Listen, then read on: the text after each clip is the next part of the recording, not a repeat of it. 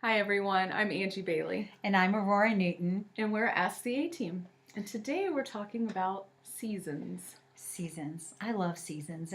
I come from Baltimore, Maryland originally, and we have the four seasons. And here in Ohio, where we are now, there are the seasons. And I always laugh. People say, "Oh, it's Ohio weather. This is how Ohio is." The funny part about it is in Maryland, we either have 2 days before or 2 days after what Ohio weather is. We used to have an expression that said, if you don't like the weather in Baltimore, wait a minute. So talking about seasons, Ange, this morning I was listening to Elevation Worship, and this one song just really just kept moving me this morning. This one line, and it said, "For the dry season is over, and there's a cloud beginning to form." And so many times that dry season happens, and we see the cloud, and we think, "Oh no, a storm is coming." And we forget that with that cloud is going to come the rain that's going to water and that may grow what was just planted in that dry season, in that hard season. So we think the cloud is the storm when really it's the refreshing that we need to move into that next season. That's good, and I think it's important to recognize, Yes. right, what it is. We were talking about Ecclesiastes. Yes. To everything there is a season, right? What season we're in. Right, and then all of those things, and that means there's a season for everything. I was just reading a time to be born, a time to die, a time to plant and a time to uproot, a time to kill and a time to heal, a time to tear down and a time to build up, a time to weep and a time to laugh, a time to mourn and a time to dance, a time to scatter stones and to gather them, a time to embrace and a time to refrain from embracing, a time to search and a time to give up, a time to keep and a time to throw away, a time to tear and a time to mend, a time to be silent and a time to speak, a time to love and a time to hate, a time for war and a time for peace.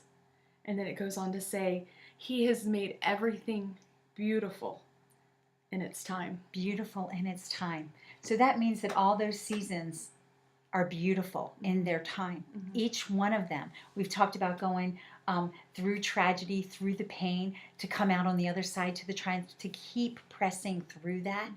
And it's so important that each season has a beauty all in its own if we just embrace it, if we just move through it. When Ange read A Time to Be Silent and a Time to Speak, I just had to laugh inside because I thought about that. I've waited so long, and I know you have too, for us to do this. Not together, we didn't know it was together, but waited so long to just dive into this. This is our time to speak. We had our time to be silent. Yeah. This is our time to speak. What season are you in, and what are you being called into? What are you supposed to be doing in this season? What is the beauty of this season? Yeah. And don't hate the season that you're in. No. Embrace it, like you said, and recognize it as it is, as a season, that it's not something that's going to last forever. Ecclesiastes says that there's also nothing new under the sun. So there's nothing that you're experiencing. There's not a season in your life that you're experiencing that someone else hasn't already experienced. It says that the generations forget what other generations has done. So look at history. Yeah. Look at other people's history. They can speak life into your season. They can even be a part of bringing you out of that season and said, "Hey friend, I've been there, I've done that. This is what helped me. Let's walk this part of this season together and get you to the other side of this." It's so good. And when you said, it's so funny. I love how we tag team off of each other. We really don't pre-plan these.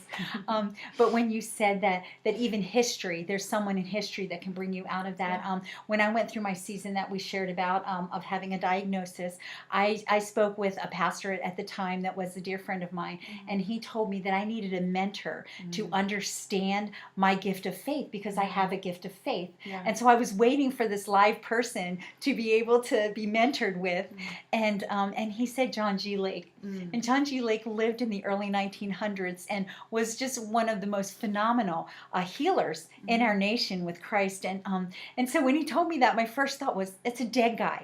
It's a dead guy. But when I You want me to really learn my faith from a dead guy? Yeah, but when I really delved into that, what I realized was, oh my gosh, this man thinks the same things that I think. The words that I'm reading are things that I've thought and spoken. Mhm. So that is so true, Right. Angie.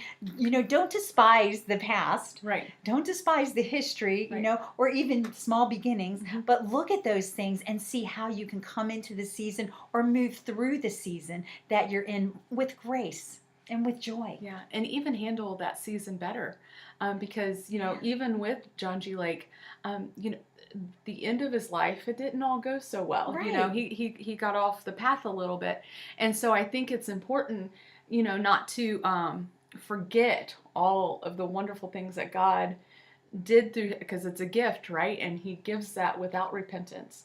And so all those wonderful things that John G. Lake did, and to glean from that, but also to see, Right. oh, To understand the I pitfall. see, I see where this took him. So to learn from that, and that's in and of itself is wisdom. Right. Brings us back to Ecclesiastes, right? Solomon himself wrote Yeah. these things. So, and again, we can see the pitfalls there. Right. So, it's not to throw the baby out with the bathwater, right?